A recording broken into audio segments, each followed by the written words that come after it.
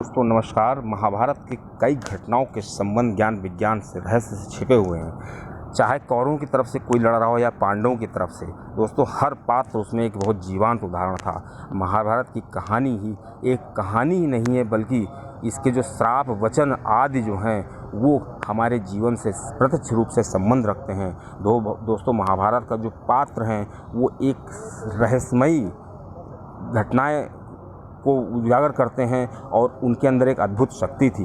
दोस्तों आर्यभट्ट का मानना था कि लगभग 3137 ईसा पूर्व महाभारत की घटना हुई थी।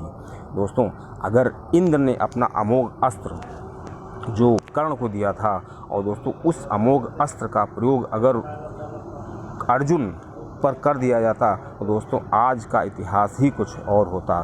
दोस्तों लेकिन श्री कृष्ण जी की माया थी कि उस अमोघ अस्त्र का प्रयोग घटोत्कच पर किया गया, जिससे कि अर्जुन की रक्षा हो गई। दोस्तों भगवान जानते थे कि जब तक इसके पास कवच कुंडल है कर्ण के पास, तब तक इसको कोई भी नहीं मार सकता। तो श्री कृष्ण जी की महिमा ही थी कि उससे कवच कुंडल जो है उसको कवच कुंडल विहीन किया गया। दोस्तों ये जो महाभारत की घटनाएं हैं उनके जो पात्र हैं वो अपने आप में बहुत ही दिव्य पात्र हैं और काफ़ी रोचक उनकी जो कहानियां हैं। दोस्तों पिछली वीडियो में मैंने सहदेव, कर्ण, अश्वत्थामा, बर्बरीक, भीम आदि के बारे में बताया था। दोस्तों उसमें जो बर्बरीक का जो रोल है उनको श्री कृष्ण जी से एक बहुत ही वचन प्राप्त था कि आने वाले समय में तुम्हारी पूजा हमारे बराबर होगी। दोस्तों क्योंकि बर्बरीक ने श्री कृष्ण जी को अपना सर दान दे दिया था। दोस्तों सर दान करना कोई मामूली बात नहीं है। आज भी खाटू श्याम जी के रूप में उनकी पूजा की जाती है। दोस्तों जो सहदेव जी थे वो त्रिकालदर्शी थे, वो भूत भविष्य वर्तमान तीनों को देख सकते थे, क्योंकि इनके जो पिता पांडु थे वो बहुत ही विद्वान थे। दोस्तों चाहते थे कि हमारे शरीर को कोई खाए तभी हमारे पुत्र खाएं। दोस्तों सहदेव ने हिम्मत दिखाई और उन्होंने 3 टुकड़े खाए थे, जिससे कि उनको काफ़ी भूत भविष्य वर्तमान का ज्ञान हो गया था। लेकिन श्री कृष्ण जी ने उनको मना कर दिया था कि कभी तुम ऐसा इसका प्रयोग मत करना, नहीं तो तुम्हारी मृत्यु हो जाएगी। दोस्तों आज की वीडियो में आपको बताऊंगा घटोत्कच के बारे में। दोस्तों जो घटोत्कच था वो भीम का पुत्र था, और दोस्तों ये इतना विशालकाय था कि जब रथ पर पैर मारता था तो क्या होता था कि रथ कूच जाता था, और जब सैनिकों को पैरों के तले कूच डालता था। दोस्तों इतना ज़्यादा भारी भरकम था कि इससे जो सेनापति लोग थे घबरा जाते थे। दोस्तों ये भीम की जो असुर पत्नी हिडम्बा थी उसका पुत्र था। दोस्तों जन्म लेते ही उसके सर पर बाल नहीं थे और हाथी जैसा मस्तक था, इसलिए इसको घटोत्कच कहा जाता है। दोस्तों ये बहुत ही मायावी था। दोस्तों जन्म लेते ही वो इतना बड़ा हो गया, और माता इसकी राक्षसी थी, पिता इसके क्षत्रिय थे, इसलिए उसके अंदर दोनों गुण थे। और दोस्तों ये काफ़ी क्रूर और निर्दयी था। दोस्तों जब कर्ण ने जो सेनापति का भार संभाले हुए थे दुर्योधन की सेना का, जब कर्ण ने देखा कि अरे मेरी सेना तो कुछ ही समय में बिल्कुल ख़त्म हो जाएगी, इस तरह से विनाश कर रहा है ये, क्योंकि ये आकाश से आग की बारिश कर रहा था, तो दोस्तों दुर्योधन काफ़ी परेशान हो गया। दोस्तों दुर्योधन ने कर्ण को सलाह दी कि जो तुम्हारे पास शक्ति है, जो अमोघ अस्त्र तुम्हारे पास रखा हुआ है इंद्र भगवान का, उसका प्रयोग करो। दोस्तों कर्ण न चाहते हुए भी वो शक्ति का प्रयोग उसने घटोत्कच पर कर दिया और घटोत्कच मृत्यु को प्राप्त हो गया। दोस्तों कर्ण चाहता था कि मैं इस रामबाण से, इस अमोघ शक्ति से मैं अर्जुन को मारूंगा। दोस्तों उसकी इच्छा कभी ना पूरी होने दी श्री कृष्ण जी ने। और दोस्तों जब घटोत्कच की मृत्यु हुई तो पांडवों के खेमे में काफ़ी शोक मच गया। तो जब शोक देखा तो श्री कृष्ण ने सब पूरी लीला बताई और समझाया। दोस्तों अगले पात्र के मैं बारे बताऊंगा भीष्म जी के बारे में। दोस्तों भीष्म जी का नाम देवव्रत भी था और उनको गंगा पुत्र कहा जाता है। दोस्तों इनको इच्छा मृत्यु का वरदान था, वो जब चाहेंगे तब मरेंगे। दोस्तों जब भीष्म जी शवशैया पर लेटे हुए थे तो कौरवों में हाहाकार मच गया था। दोनों तरफ के जो सैनिक थे, दोनों तरफ के सेनापति थे, सब भीष्म के पास एकत्र हो गए। दोस्तों जब श्री भीष्म जी के शरीर पे तीरों का भरमार हो गया था, तीर सब छिदे हुए थे, तो उनका जो सर था, सर पे तो तीर लगा नहीं था, तो उनका सर लटका हुआ था, क्योंकि वो चूँकि लेटे हुए थे। तो उन्होंने सबसे कहा कि मुझे तकिया दो। दोस्तों सब ने तकिया ला के दी, अपनी अच्छी अच्छी तकिया, खूब महंगी तकिया और राजसी तकिया। लेकिन श्री भीष्म जी ने सभी तकियाओं को मना कर दिया, कहा कि अब इस तकिया का वक्त नहीं है, मुझे तो असली तकिया अर्जुन ही दे सकता है, अर्जुन को बुलाओ। अर्जुन से श्री भीष्म ने कहा, पुत्र मुझे एक उपयुक्त तकिया चाहिए, मुझे उपयुक्त तकिया दो।